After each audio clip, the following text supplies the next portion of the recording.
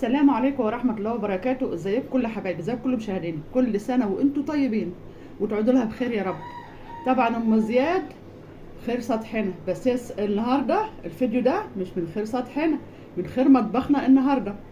فطبعا حبينا ننوع لكم، عشان طبعا بقالنا فترة بنسجل على السطح، قلنا بقى نسجل لكم ايه خير سطح خير مطبخنا.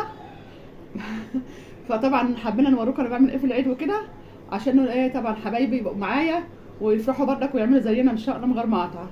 فحبيت اوريكم بقى ام زينه تعمل ايه اول يوم العيد، وخليكم معايا بقى اوريكم ايه الحاجه الحلوه.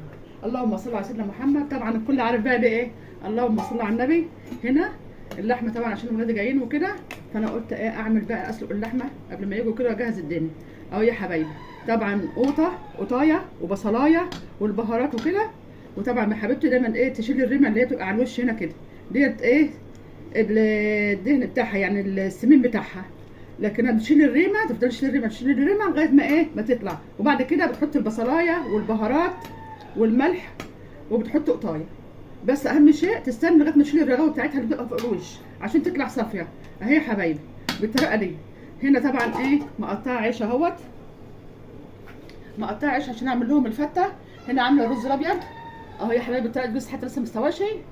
وعامله هنا الصلصه هي يا حبايبي نفس النظام اهو. بصوا مجهزاها كله، ولسه طبعا في بقيه ايه السفره هعملها ان شاء الله، حاجات ناقصه كتير ان شاء الله هوريها لكم في ايه في اخر الفيديو. فانا حبيت اوريكم في الاول ان انا شغاله في المطبخ وبعمل لهم الحاجه دي ان شاء الله من غير ما اقطع. هوريكم السفره لما تخلص. دلوقتي يا حبايبي رجعت لكم بعد ما سلقت اللحمه اهي، وعملت الفته وعملت لهم جلاش وعملت ممبار، وطبعا السلطات والحاجات دي بردك اهيت. ايه رايكم في سفره ام زياد؟ طبعا حبايبي اللي متابعيني انا بشكرهم جدا جدا، واقول لهم كل سنه وانتم طيبين. واللي يشوفنا اول مره يفعل الجرس ويدوس على ايه على الاشتراك. ويا رب كده سفرتي تعجبكم. وطبعا احنا قلنا من مطبخ خير سطحنا، حبينا نغير ايه طريقه الزرع يبقى من ده ومن ده، عشان حبايبي طبعا اللي يشوفنا اول مره يتعلم بردك، والبنات الحلوه تتعلم. فانا جبت لكم في اول الفيديو ازاي الطريقه وازاي ان انا بسلق اللحمه وكده.